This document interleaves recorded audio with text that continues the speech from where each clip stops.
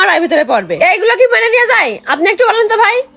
এ ভাই, ভাবি তো ঠিকই কথা করছে, বাড়ির মধ্যে এরকম গোল বাথরুম হলে কি টিকা যায়? আরে ভাই, সেইটা ঠিক আছে।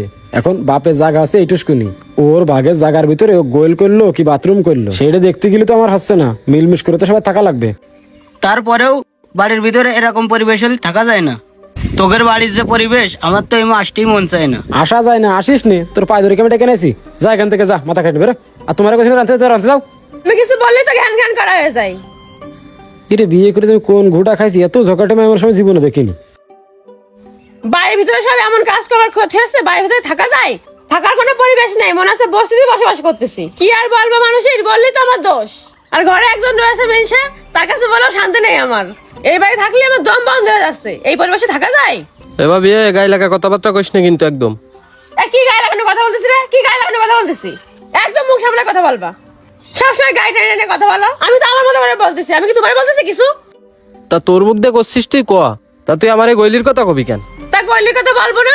বাড়ির যে পরিবেশ করে থুইছো, তা বাপের বাড়িতে একটা লোক নিয়ে আসবো, তারও কোনো পরিবেশ নেই। কি আর বলবো, একটা লোক নিয়ে আসলে তারও বসে দেওয়ার কোনো জায়গা নেই। সব চুনো গিয়ে আমার উঠানে গিয়ে পড়বে। কেন তোমার জন্য এরকম চলতে হবে কেন আমাদের?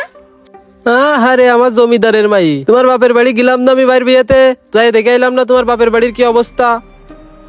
শোনো হৃদয়, মুখ